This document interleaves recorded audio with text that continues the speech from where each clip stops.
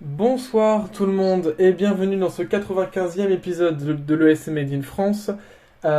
Aujourd'hui on a un gros programme parce qu'on a 4 nouvelles chansons qui viennent de sortir et on a quelques finales nationales. Et pour ce faire je suis avec Adil, bonsoir Adil. Bonsoir. Je suis avec aussi Alejandro, bonsoir Alejandro. Bonsoir. Également Gwen, bonsoir Gwen. Bonsoir. Et Alexandre, bonsoir Alexandre. Mais bonsoir. Donc on va commencer sans plus tarder. J'ai oublié de préciser aussi qu'on parlera de la scène qui vient d'être annoncée bien sûr. Mais sans plus tarder, nous allons commencer par 2 hommages.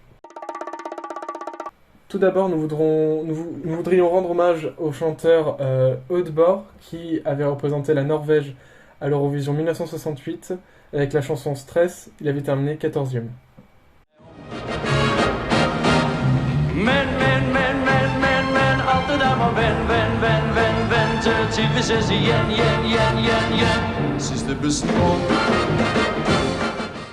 Et c'est aussi un hommage pour la chanteuse Hedy Lester, qui elle avait représenté les Pays-Bas en 1977 avec la chanson Demale Molen.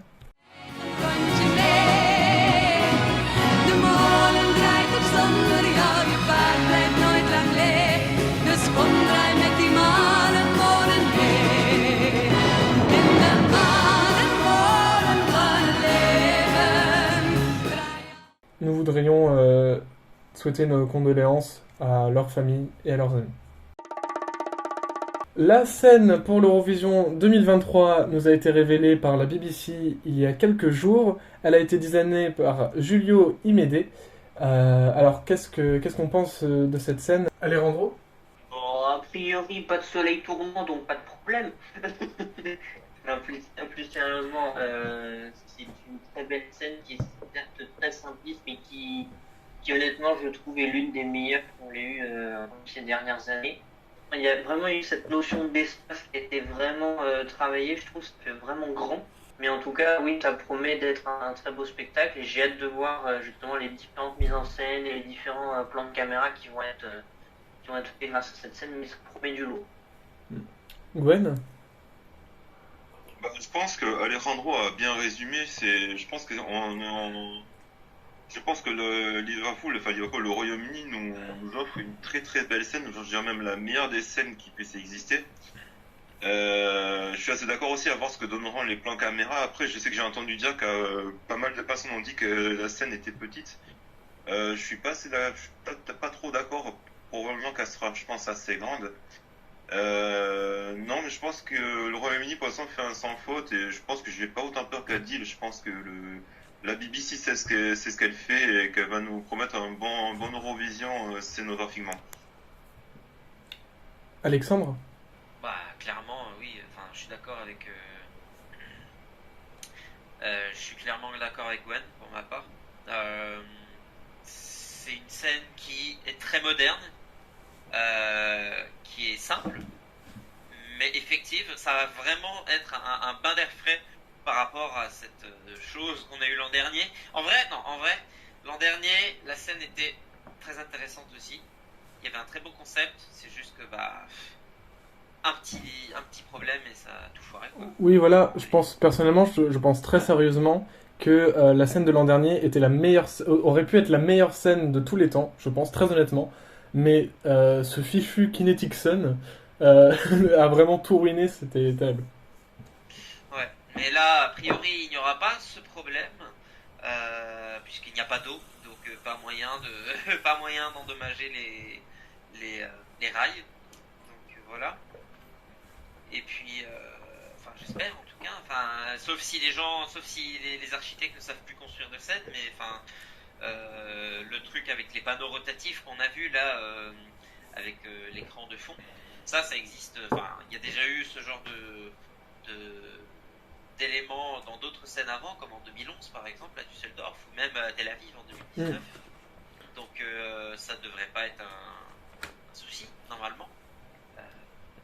Oui, c'est vrai, je trouve que... Ouais, je trouve que cette feature-là, ça donne un côté intéressant parce que effectivement, ça permet aussi aux délégations soit de se servir des écrans pour projeter un peu ce qu'ils veulent, ou alors tout simplement d'utiliser les LED, en fait, les lumières, pour si jamais ils veulent tout simplement concentrer plus le show sur l'artiste en lui-même et non pas ce qu'il y a derrière lui avec l'aide des lumières, etc. Donc moi je trouve que c'est toujours bien ce genre de truc.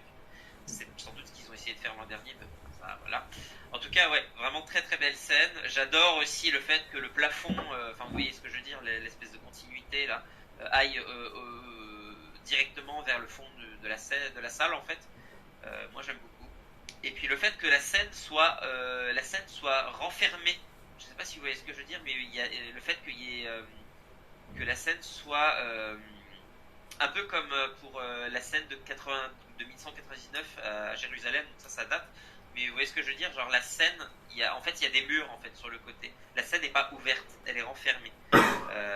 Donc je trouve que c'est un détail intéressant. On n'a jamais eu ça avant, je crois.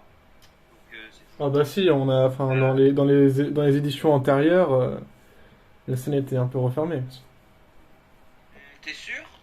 Je crois que dans pas mal d'éditions à l'époque, dans les 70-80, ça a dû être quand même assez. Ah oui. Ouais, oui, mais là, on parle de vraiment il y a longtemps. Moi, je parle surtout de scènes plus modernes, en fait. Après, oui, à l'époque, on peut pas comparer, je trouve, parce que c'était pas du tout la même configuration. Donc voilà, moi j'aime beaucoup. Et c'est un peu, ça me rappelle un peu la scène du UMK 2021 d'ailleurs, pour ceux qui se souviennent. Ça me fait penser un peu pareil, c'est un peu la même vibe. Donc voilà, vraiment très belle scène. Bravo la BBC. Alors perso, je trouve que c'est une scène qui est simple et efficace. Et souvent, c'est vraiment les meilleurs. On a vu ça en 2016. On a vu ça en 2021. J'allais dire 2017, mais 2017, c'était justement peut-être trop simple. Mais enfin voilà, je trouve qu'elle est vraiment parfaite, simple, efficace. Et vraiment, j'ai été hype pour la première fois cette année. Souvent, il y a un moment dans l'année où on peut être hype pour l'Eurovision, plus ou moins tard en fonction des personnes. Et là, c'est la vidéo de présentation de la scène qui m'a hypé pour cette année. Maintenant, je suis trop chaud, j'ai trop envie de voir cette Eurovision. Vraiment très très hâte. Et je me suis fait une réflexion. Bizarrement, alors je sais pas si vous avez eu ce même sentiment, mais je trouvais que ça faisait très scène de Mélodie Festivalen. Bizarrement. Je sais pas si ça vous fait cet effet-là. Tu peux répéter genre, Ça fait très scène de sélection nationale un peu. Oui, justement c'est pour ça que du coup je parlais de l'UMK juste avant. Ça me fait un peu penser à ça et c'est pas du tout une mauvaise chose. Hein. Il y a des scènes qui selon moi, genre même la scène par exemple, pour prendre, même la scène du junior de l'an dernier pour moi était bien meilleure que la scène à Turin, hein, très clairement. Et on parle du junior, vous voyez. Et pareil, voilà quoi, il y a des scènes de sélection, je sais pas, en vrai je prendrais, peut-être pas ouais, je sais pas, mais genre par exemple la scène de l'Eurosong pour la Belgique, alors bon, elle est pas extraordinaire, mais je trouve que déjà elle est plus efficace que celle de Turin, genre on voit, enfin l'espace est mieux géré, enfin voilà. D'ailleurs, elle a été utilisée pour d'autres émissions cette scène en Belgique. Ouais, ça m'étonne pas. Je pense souvent ça. Et ben voilà, c'est tout ce qu'on pouvait dire pour la scène. Et du coup, j'aimerais terminer sur le fait qu'effectivement qu'elle soit fermée, c'est très bien. Et en plus, ce que je trouve cool, c'est que l'écran se prolonge sur les murs qui sont sur les côtés. Et je trouve ça cool aussi. Ça va parfaitement, je pense, intégrer certaines mises en scène, plus d'immersion finalement. Et j'ai très hâte de voir ça. On continue sur la sélection irlandaise qui s'est tenue vendredi soir et qui a vu arriver la victoire de Wild Youth avec la chanson We Are One. Alors Adil, qu'as-tu pensé de cette sélection irlandaise et qu'as-tu pensé de We Are One? Bon, c'était un peu mieux que l'an dernier, le jury était moins l'école des fans, mais on a encore trouvé les mêmes trucs. Le plateau qui rend pas bien, les prestats qui sont pas filés, et que t'as l'impression de te faire chier. Et le gagnant, bon, ça fait le taf, c'est peut-être les meilleurs, mais bon, encore une fois, au revoir l'Irlande, et on a besoin d'un bon coup de pied au cul pour bien se remettre à fond en 2024. Ouais. Après, War One, c'est pas mauvais, mais bon, hein. La RTE fait encore les mêmes conneries que France 3. Alejandro? Moi, je n'ai pas regardé la suite.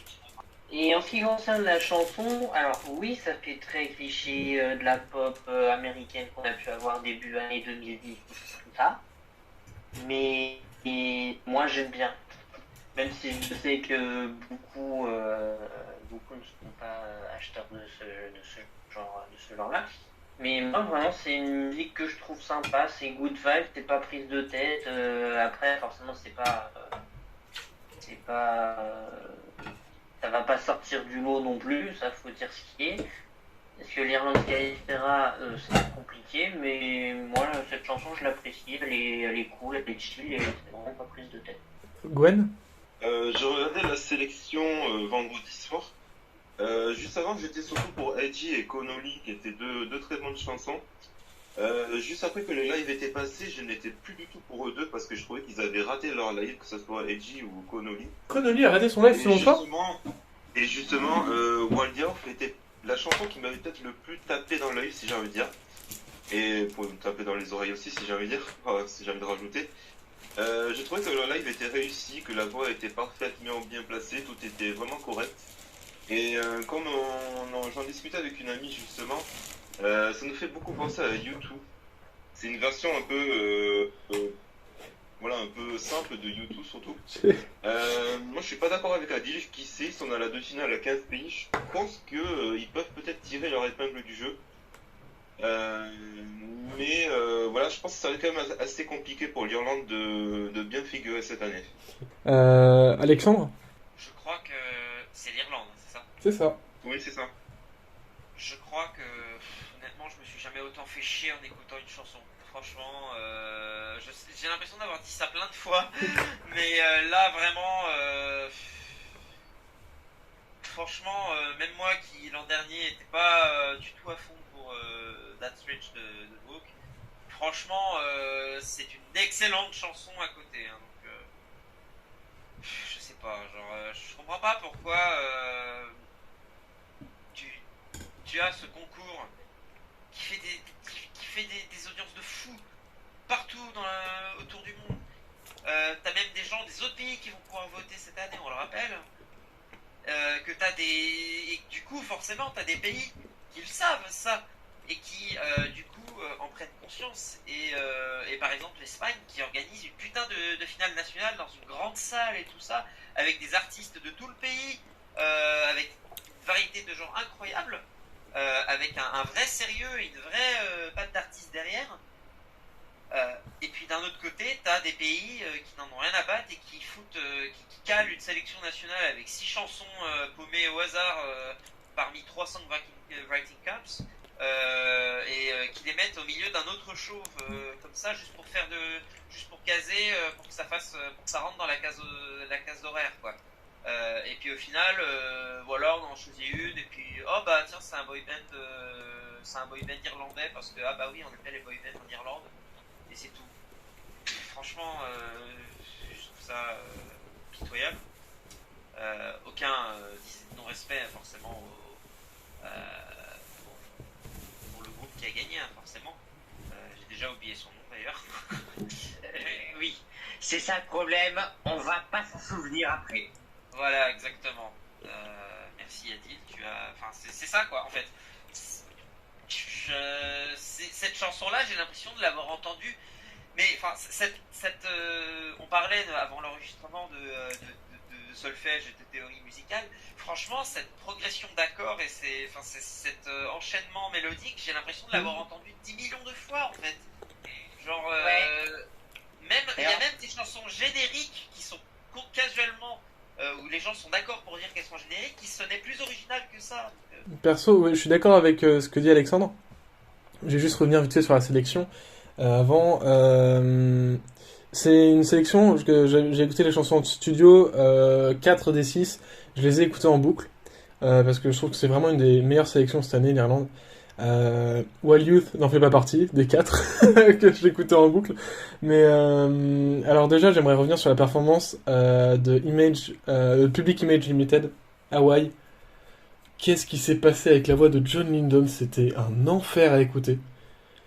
C'était vraiment, on sent qu'il est vieux, le pauvre. Enfin, le pauvre. Bon, enfin, le personnage est détestable, mais c'était, je sais pas si c'était rire ou c'était vraiment, c'était très dommage cette performance de Hawaii, qui est une chanson qui est super émouvante. Là, il a pas du tout fait passer les sentiments qu'il voulait faire passer. Sa voix a beaucoup déconné. Puis après, je suis pas du tout d'accord avec Gwen. Je trouve que Connolly a totalement réussi sa performance. Et je la voyais totalement représenter l'Irlande. Je trouvais que c'était la meilleure de la soirée, honnêtement. Mais du coup, c'est Walliot qui a gagné avec We Are One, qui je pense aurait été une super common song pour l'Eurovision 2013, parce que c'est générique comme à souhait et c'est très cucu comme parole. J'aime pas du tout cette chanson. Enfin, ça me dérange pas de l'écouter, mais clairement, c'est pas celle que je vais écouter plusieurs fois, quoi. C'est très oubliable, effectivement. Et en fait, j'ai l'impression que l'Irlande n'a toujours pas compris la leçon sur le fait que leur chanson pop générique, ça marche pas à l'Eurovision. Ça a pas marché avec les Leroy, ça a pas marché avec Brooks, ça a pas marché, ça a pas marché avec avec Walliot. Enfin, je sais pas, c'est vraiment bizarre ce que l'Irlande fait cette année. Et surtout que là, ils avaient de super chansons. Je reviens aussi sur le live de Down in the Rain, trop bien. Même si clairement, alors là, clairement la scène de la sélection n'aide pas hein, pour les lives, mais enfin voilà, je trouve qu'il est meilleur à choisir dans cette sélection que Walliot. On va passer au Melody Grand Prix, au Norge Melody Grand Prix, du coup pour la Norvège, qui a choisi sa représentante Alessandra, Queen of Kings, qui a roulé sur la concurrence hier soir, avec pas loin d'une centaine de points de différence, avec Ulrike qui est arrivé deuxième. Adil, qu'est-ce que tu penses de Queen of Kings et qu'est-ce que tu as pensé de cette sélection? Alors, la section ça, j'ai trouvé bonne. Mais bon, c'est vrai qu'il manquait quelqu'un à l'appel. C'était Joust qui a été jarté en défi. Hein. Mais heureusement qu'en fait, il y avait des chansons que je pouvais souvenir pour la sélection. Il y avait Swingate, Queen of Kings, John. Bref, voilà, il y en avait quelques-unes, mais sinon le niveau est bon. Hein. Et si en fait, le top 2 c'était en premier soit Alessandra ou Ulrike, non, c'est Alessandra. Ils ont fait le bon choix, 8 sur 10. Alejandro? Ben, la Norvège, ça fait une très très belle finale. Je suis très content de l'avoir vu hier soir. Et le fait que Alessandra ait gagné, je suis encore plus content. Parce que c'était ma favorite depuis le début. Et perso, je suis très content, je tombe pour elle, mais je suis encore plus content de voir que sa chanson est en train de cartonner sur Spotify. Elle est, je crois, première dans le top viral 50 mondial. C'est ce qui est quand même à noter, parce que ça n'arrive pas souvent. Ouais, beaucoup l'a dit. Mais le fait qu'elle ait arraché le télévote de cette manière, alors ça, par contre, je m'y attendais pas. Je m'attendais qu'il y ait quand même que Ulrike ait un peu plus de points à ce niveau-là, mais quand j'ai vu les 129 points, je me suis dit, attends, quoi? Vraiment? Mais en tout cas, je suis très content, c'est une très bonne chanson.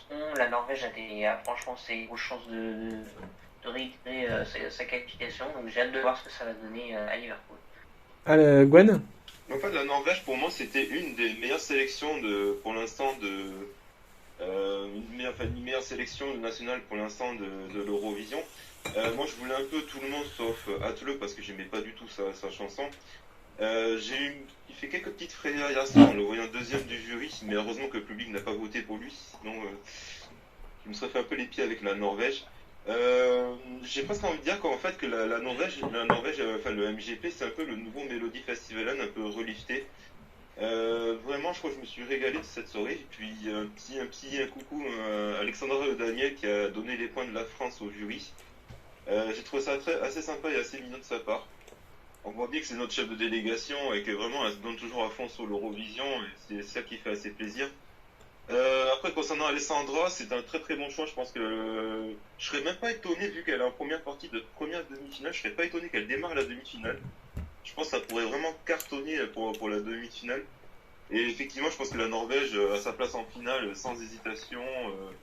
Vraiment, je crois que je me fais pas de mourant pour eux. Je pense peut-être que même un top 10 peut être très faisable pour eux. Alexandre? C'était pas mon vainqueur personnel, mais ça va, c'est un bon choix. Moi personnellement c'était Elzibeth, mon choix de prédilection. Mais ça reste un très bon choix. On va pas parler de si Atley aurait gagné, je pense que ça aurait été sans doute ma chanson, celle que j'aime le moins de toute l'histoire de la Norvège de ce concours. Mais bref, heureusement on n'est pas dans cette réalité-là. J'aime le fait que cette chanson sonne un peu, alors peut-être que je suis tout seul dans cet avis-là, mais j'ai une vibe un peu viking en entendant cette chanson. Et ça colle bien, voilà. Ça colle bien au pays. Et puis voilà, elle sait mettre l'ambiance. J'aurais peut-être aimé que sa prestation soit un peu plus colorée, mais c'est un détail. Donc voilà, c'est bien. Je suis content. Alors personnellement, franchement j'ai passé une bonne soirée devant le Nord Junior Grand Prix. C'était très très cool. J'aimerais revenir du coup déjà sur quelques performances que j'ai beaucoup aimées. Déjà, Yoon avec Echo Animec qui a ouvert le show. Il a ouvert d'une façon magistrale, vraiment. Il a une voix de dingue. Ce gars, il m'a donné des frissons. Vraiment, j'ai beaucoup aimé sa performance qui était à la hauteur de mes attentes. Très très cool. Et je l'ai dans la tête toute la journée. C'est terrible. Qu'est-ce qu'il y a d'autre? Il y a eu la performance bien sûr de LZB que j'ai trouvé très très belle encore une fois. Vraiment une Love You in a Dream qui je trouve une chanson super envoûtante.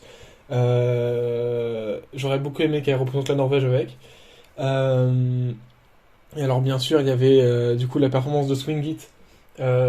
Super content qu'il termine troisième du télévote. C'est vraiment cette chanson, je pense que c'est une des meilleures que j'ai entendues au NMGP et vraiment elle me met dans un bon mood à chaque fois que je l'écoute.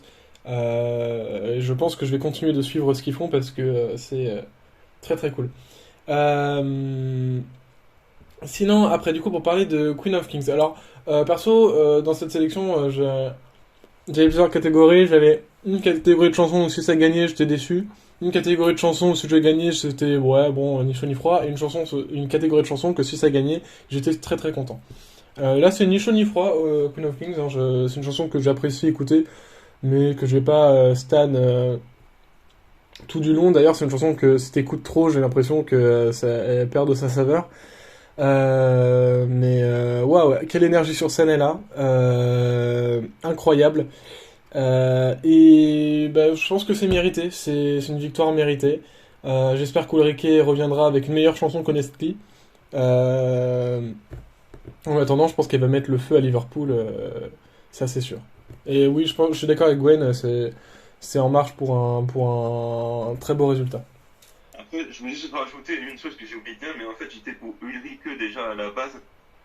Mais elle a fait un très très beau live, mais je pense peut-être qu'il lui faudrait peut-être autre chose que Honestly ou Attention, je pense. Et d'ailleurs, on n'en a pas parlé aussi, mais on a du coup les Subwoolfers qui ont fait leur révélation lors de la soirée. C'était. Oui, putain. Ah oui, c'est génial. Hein. Ah, j'étais heureux. On passe à la Slovénie, Jokers Out, qui ont sorti hier soir, enfin samedi soir du coup, leur chanson Carpe Diem. Adil, qu'est-ce que tu penses de Carpe Diem? Bah, j'ai écouté et finalement, j'aime beaucoup. Bon, c'est vrai que ça peut manquer un peu de compétitivité. Le clip est excellent. Et c'était pour ça que la pension ne serait peut-être pas garantie. Mais bon, dans l'ensemble, j'adore en live. Et c'est un 8 sur 10. Et c'est mon premier pour l'instant. Alejandro? Globalement, la Slovénie qui continue personnellement de me faire aimer ce que propose ce pays, de continuer à me faire vibrer avec des titres que j'aime beaucoup. J'ai beaucoup apprécié Carpe Diem. J'aime bien le fait que ce soit en slovène. Qu'ils essayent justement de continuer dans cette lignée-là. Après, et alors ça, j'arrive toujours pas à comprendre quand j'ai vu certains tweets dire que c'était du Maneskin mais en moins bien. Ça n'a aucun rapport avec Maneskin. Aucun rapport, je vois pas d'où les gens ont sorti ça. Ça n'a Là, strictement rien à voir. ça c'est clairement du pop rock et Maneskin c'est clairement du glam rock. Enfin, il n'y a aucun rapport entre les deux. À moins qu'ils aient pris 2-3 shots de vodka avant, je sais pas, mais voilà. Mais non, c'est vraiment c'est de la pop rock très quali, j'aime beaucoup et j'espère pour eux qu'ils permettront, qu'ils pourront remettre la Slovénie en finale parce qu'honnêtement, je trouverais que ce serait complètement mérité. Alexandre? Bah, moi, je sais pas trop quoi en penser. J'ai bien aimé. Mais en même temps, j'ai l'impression que la chanson a une construction particulière qui n'est pas pour autant désagréable à écouter. Mais je sais pas, je saurais pas décrire mon avis précis de cette chanson. En tout cas, ce qui est sûr, c'est que pour moi, la qualification n'est pas garantie. Mais ça veut rien dire. J'ai déjà eu tort dans le passé. Ça. Oui, on rappelle que tu as prédit la non-qualification de Goe et la non-qualification de Constracta. Oui, effectivement. Et au final, tous les deux ont terminé 5e. Du coup, finalement, c'est un bon signe pour Joker's Out. Peut-être.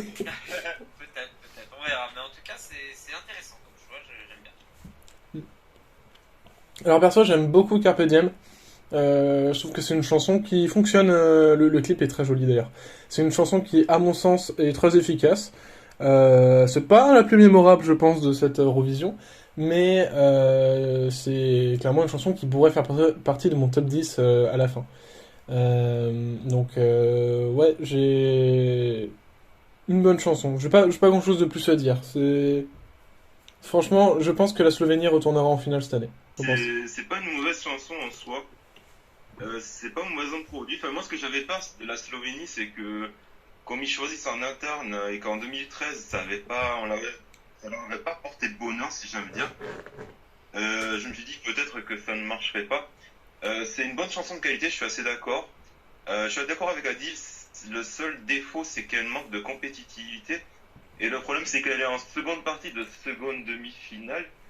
Et vu que la Serbie et la Croatie ne sont pas là, je pense que ça va être très compliqué pour la Slovénie de retrouver les jeux de la finale, mais qui sait, peut-être avoir les autres chansons, avoir le live, ça peut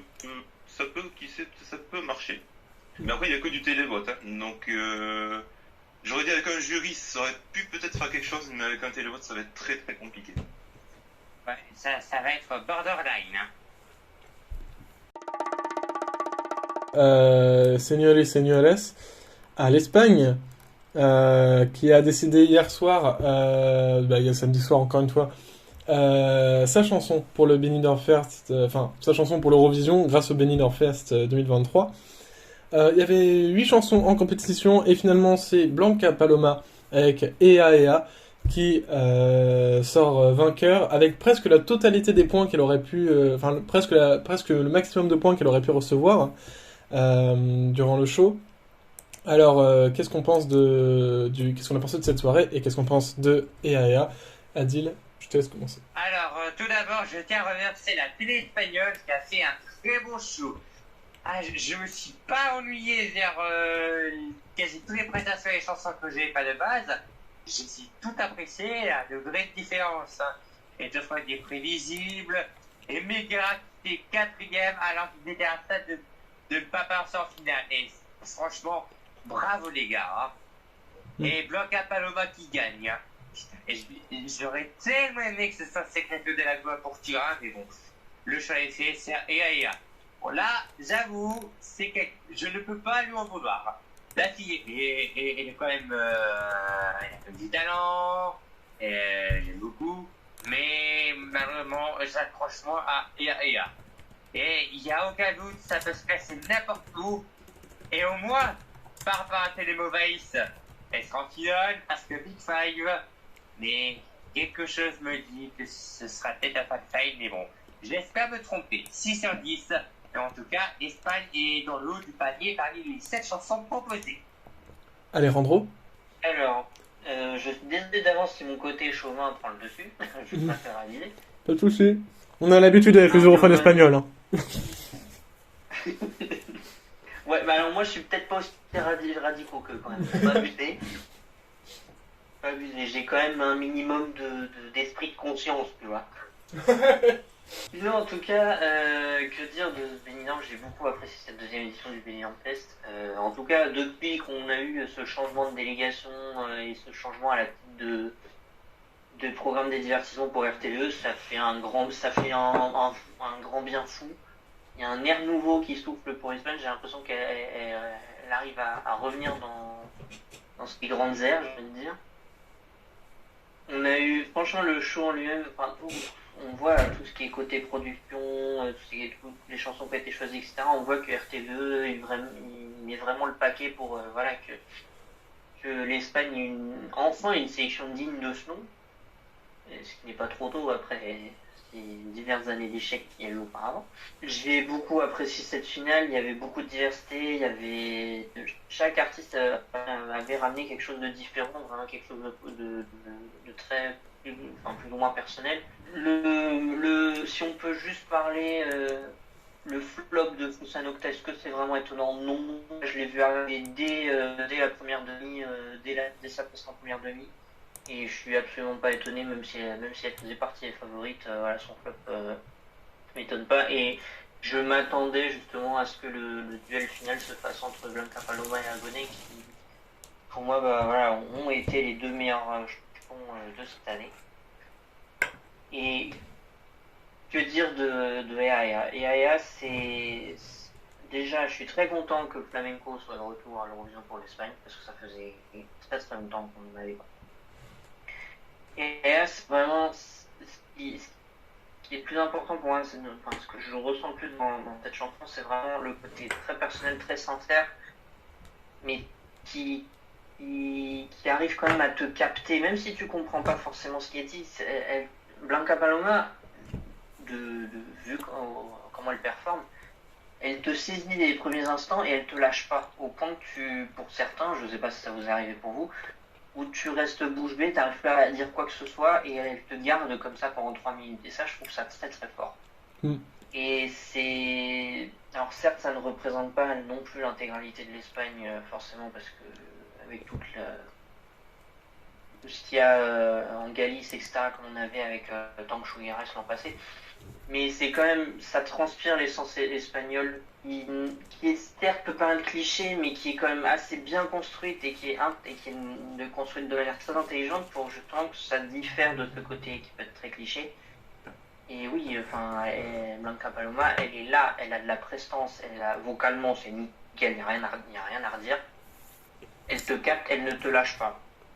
Et après, en ce qui concerne le résultat, j'ai vu les comparaisons qui étaient très intéressantes. C'est que ça peut faire, par exemple dans le cas de la France, ça peut faire soit comme Voilà, soit comme Fulen. Comme pour le Portugal, ça peut faire comme un Amor Pelos Dois, ça peut faire soit comme Au Jardim ou Telemoveis. C'est vraiment, il y a vraiment les deux extrêmes. Et je suis très content justement que l'Espagne on voit ça parce que c'est très représentatif et l'Espagne prend des risques. Et à voir après si le risque paye et voir si l'Espagne arrive à se remettre en haut du classement. Mais en tout cas, en ce qui concerne la mise en scène et la performance vocale, j'ai aucun doute là-dessus. Je sais que ça se fera très bien et j'ai confiance en RTE pour ça. Gwen? J'ai passé une très très bonne soirée avec le Benidorm Fest. Et ce qui m'a amené surtout à me dire que l'Espagne devrait garder ce mode de sélection. Justement, comme ça a été dit précédemment, on a surtout de la musique de qualité. On a aussi de la variété. On a eu quand même un groupe de rock, des ballades, on a eu de tout. C'est vrai que la victoire finale, pour moi, elle a se jouer entre Blanca Paloma et Agoné, surtout aux sorties des demi-finales où tous les deux étaient quand même assez bien partis. Dans un sens, j'aurais préféré Agoné pour la chanson qui était peut-être plus, on va dire, qui était plus adaptée pour un public européen. Et dans un autre sens aussi, Blanca Paloma était aussi ma favorite, j'ai envie de dire, dans le sens où sa chanson était assez originale et assez aussi mystérieuse, assez mystique. Et comme l'a dit Alejandro, c'est vrai que Blanca Paloma arrive aussi à te capter assez facilement. Et je pense que c'est surtout tout ça, à mon avis, son avantage et qui a fait qu'elle a réussi à charmer le public espagnol et qu'elle a réussi aussi surtout à charmer le jury, que ce soit espagnol ou le jury du Benidorm Fest. Par contre, pour l'Eurovision, je suis assez d'accord aussi avec Alejandro. Je pense que c'est même, j'amplifierais, c'est surtout un très gros risque que prend l'Espagne. Mais je pense que je suis pas inquiet peut-être pour les jurys, pas pour les jurys, parce que je pense qu'elle peut réussir à les charmer. Mais par contre, c'est pour le public. Je me dis, est-ce que le public européen va adorer, peut-être mis à part le public peut-être français ou le public portugais, parce que ce sont les voisins. Là, c'est autre chose, si j'ai envie de dire, et je suis assez craintif par rapport à ça. Si je pense peut-être un top 10 peut être faisable, mais après, je pense que ça va être un peu compliqué. Alors, perso, déjà, je dois dire, il n'y a pas beaucoup de chansons qui m'ont touché à la première écoute, quand j'ai écouté les chansons de Benidorm Fest.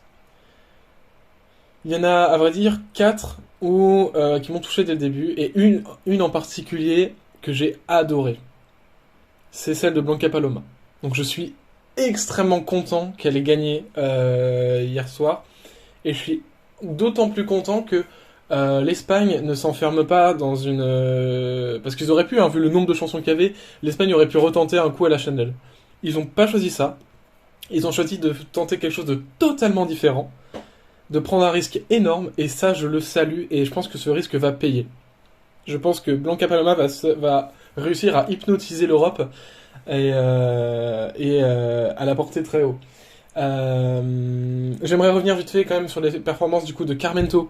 Incroyable performance. Quero et Duelo est une chanson superbe. Ah oui, d'ailleurs, parce que les 4 chansons qui m'ont touché dès la première écoute se sont qualifiées en finale, donc j'étais très content. Aussi, du coup, la performance de Megara était trop bien.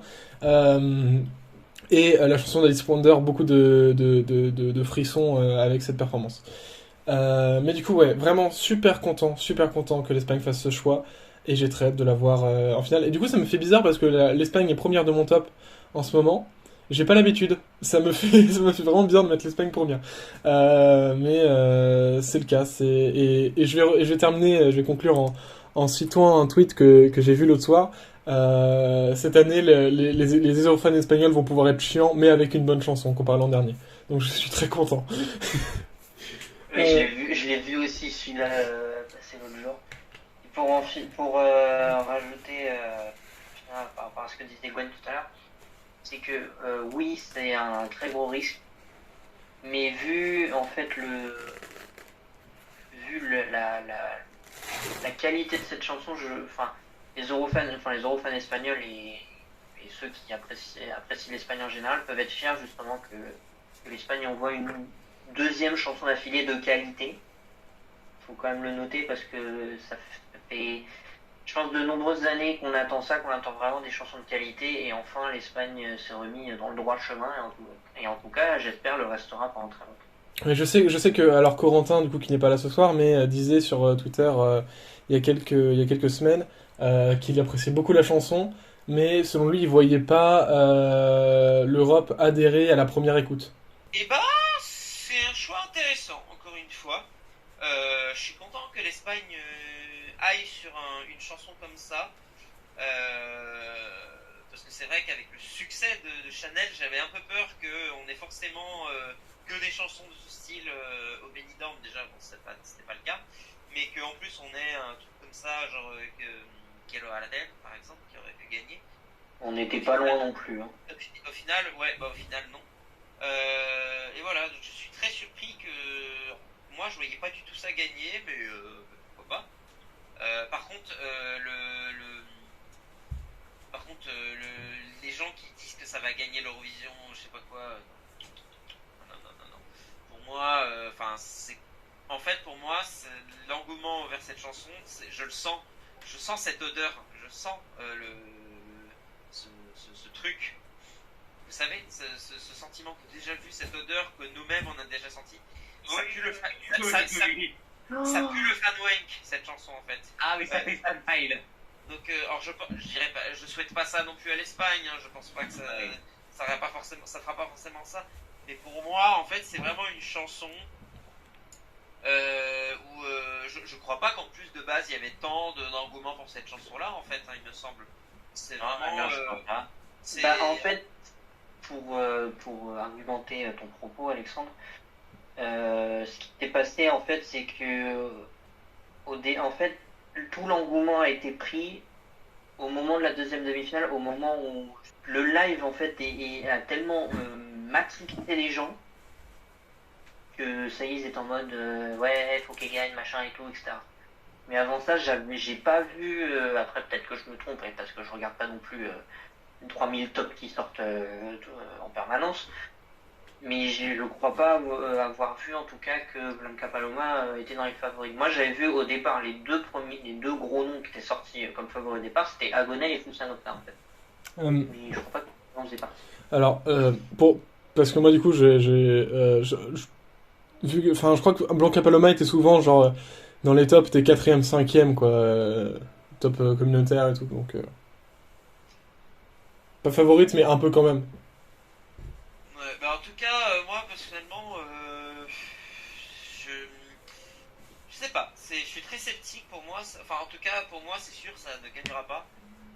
C'est trop original, c'est trop bizarre, pas forcément dans le mauvais sens, hein, mais c'est trop, enfin, je sais pas, ça peut pas gagner selon moi. Après, ça se trouve.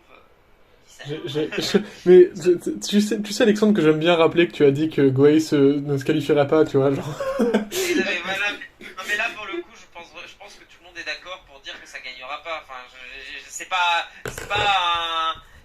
une prédiction. Moi, je vois plus Blanca Paloma gagner qu'Alessandra. Hein. Bah, que qui? Qu'Alessandra. Ah, oui.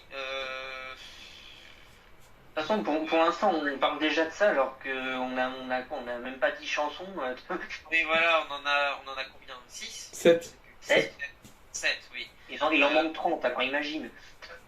Oui. Mais voilà. Je sais pas, faudra voir, c'est beaucoup trop tôt pour juger, mais de base, là, comme ça, je dirais que. Après, moi, la question que je me pose, c'est étant donné que pour cette Eurovision, on aura justement les votes du reste du monde également, est-ce que justement les Sud-Américains vont pas en masse pour les Spencer? Ouais, ils sont spectateurs aussi. Ouais, mais c'est le reste du monde, c'est qu'un seul vote. C'est qu'un seul set de points. Bah ouais, c'est ça aussi. On va passer au Pavandom Ish Noyo, première demi-finale, qui s'est tenue aussi samedi soir. Donc là, on passe dans les sélections qui n'ont pas été normalement trop regardées, parce que tout le monde était occupé sur la Norvège et l'Espagne.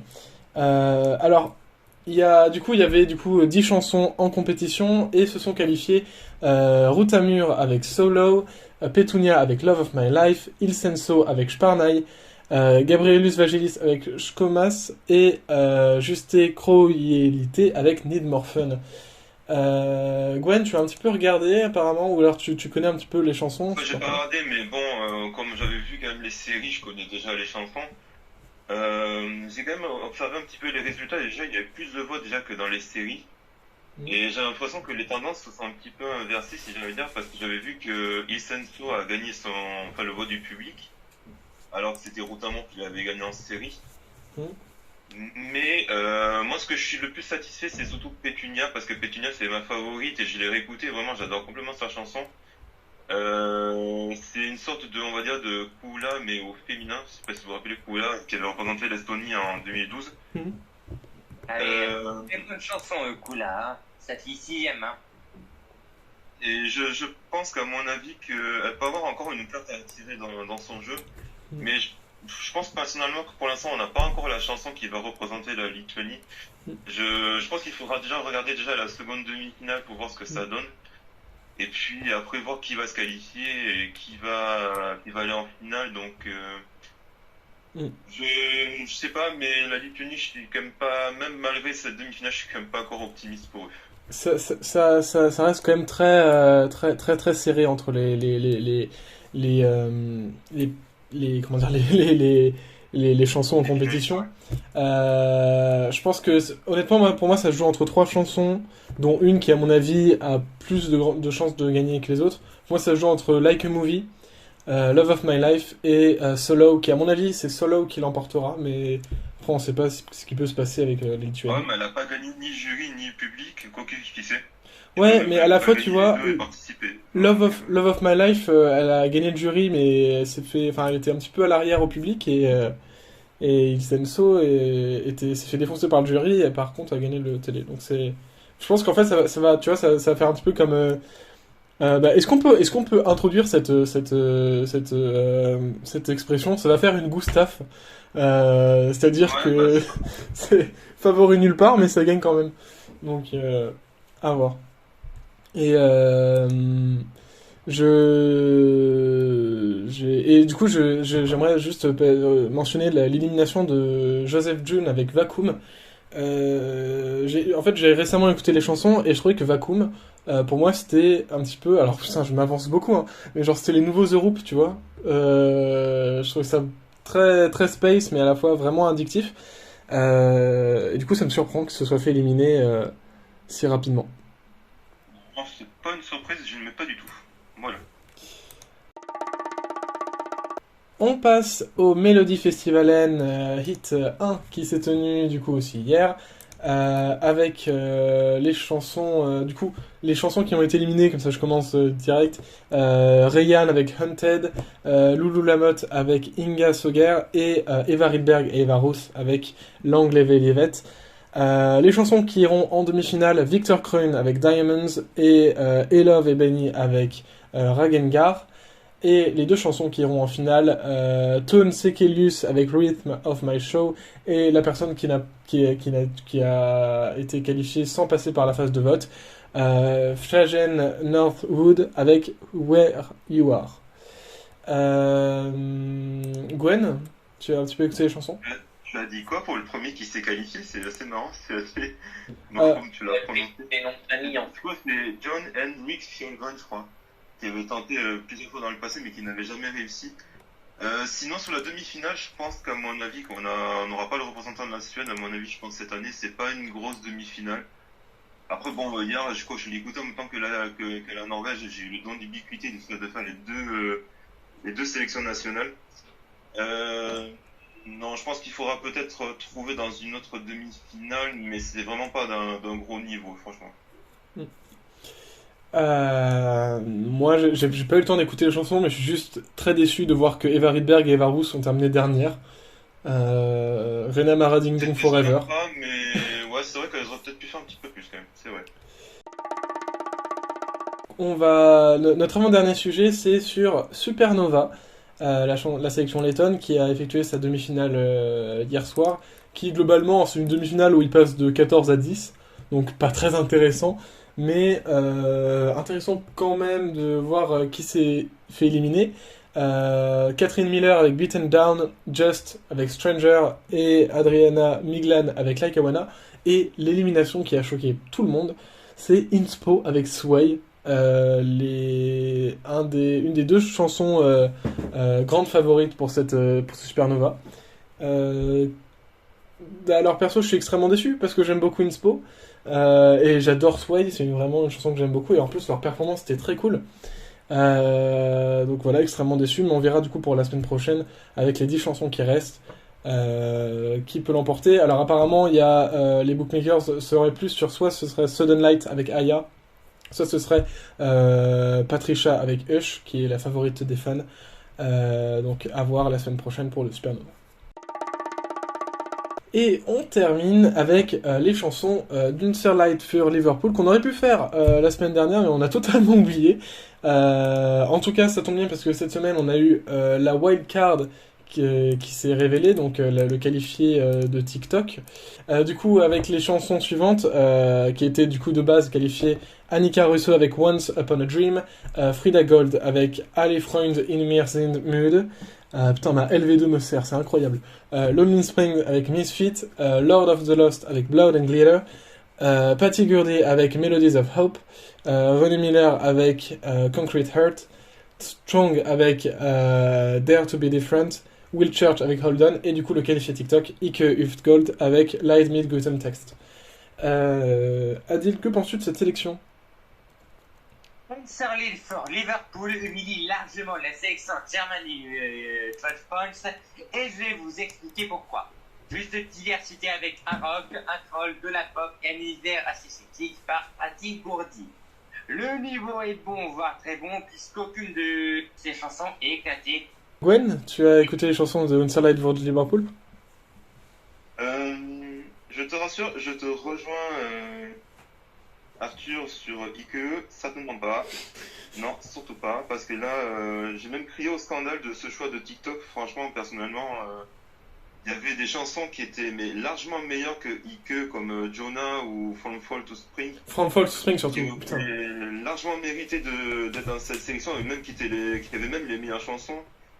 Parce que sinon, pour moi, je suis contrairement à Adil, pour moi, vraiment l'Allemagne c'est pas une grosse sélection du tout. Je pense que l'Allemagne n'a pas compris qu'il fallait faire une sélection de qualité. J'ai envie de dire même que c'est le seul pays du Big Five qui commence à se perdre à l'Eurovision, et je trouve ça un peu dommage. Comparé à l'Espagne qui commence à trouver de la qualité, le Royaume-Uni qui commence aussi à se réveiller, la France et l'Italie. Je pense qu'il serait peut-être temps que l'Allemagne commence à trouver la solution, justement, parce que là ça craint beaucoup. Sinon, vu la sélection de ce qui reste, moi je trouve ça pas exceptionnel.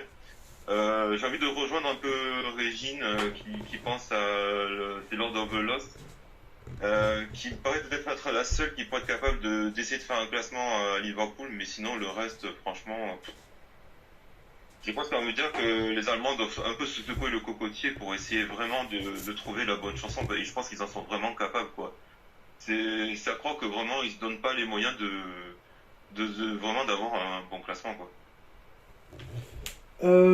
Moi je vais te dire, alors déjà Ike Gold, gros scandale, déjà parce que From Fall to Spring était incroyable. Je suis désolé, c'était un candidat en fait pour être très haut dans mon top 10 de la SC250, donc je suis extrêmement dégoûté. Puis Ike était un personnage extrêmement détestable, qui fait des blackface et des chansons racistes, donc vraiment très limite comme choix. Mais en tout cas, ouais, du coup, pour le reste de la sélection allemande, je trouve ça plutôt correct quand même pour certaines chansons. Et je pense qu'il y a deux chansons qui peuvent offrir à l'Allemagne de bonnes places, un bon classement. C'est Melodies of Hope de Patty Gurdy et ceux que j'espère qu'ils gagneront, Lord of Lost avec Blood and Glitter, qui est du heavy metal comme on en voit peu souvent. J'aimerais dire même du glam heavy metal, c'est trop bien. Je l'écoute en boucle et franchement le refrain me rentre en tête instantanément, et la voix du chanteur me fait beaucoup penser à la voix de celle du chanteur de Rammstein, Till Lindemann. Donc franchement il y a tout à gagner avec cette chanson qui je pense pourrait avoir un très très bon classement à l'Eurovision. Et du coup apparemment je vois que c'est du coup Patty Gurdy, l'autre que j'ai cité, et je crois la favorite des fans il me semble. Donc à voir pour la suite tout simplement. Ouais, mais en fait ce serait quand même une fausse bonne idée, pas des gros, parce que c'est assez mémorable, même si ça a une petite vague sympa. En plus elle a un instrument bizarre et ça marche bien les instruments bizarres à l'Eurovision, c'est pas moi qui l'a dit, c'est Mans. On a terminé pour l'épisode 95 de l'ESC Made in France. Merci à tous de nous avoir suivis. Merci à Adil d'avoir été là. Merci beaucoup. Merci Alejandro. Avec grand plaisir. Merci Gwen. Merci beaucoup. Et merci Alexandre. Mais de rien. On se retrouve la semaine prochaine pour l'épisode 96 où on aura beaucoup de chansons à traiter. On aura la République tchèque, l'Estonie, la Roumanie, le Danemark, la Croatie, la Lettonie, l'Italie et Malte qui auront révélé leurs chansons. C'est énorme. Du coup, on se retrouve très prochainement. On est disponible sur Spotify, sur Deezer, sur Apple Podcast, sur Google Podcast, sur Samsung Podcast et sur TuneIn et Acast, et bien évidemment sur YouTube. Merci à tous de nous avoir suivis et à la semaine prochaine. Bye bye. Ciao, bonsoir.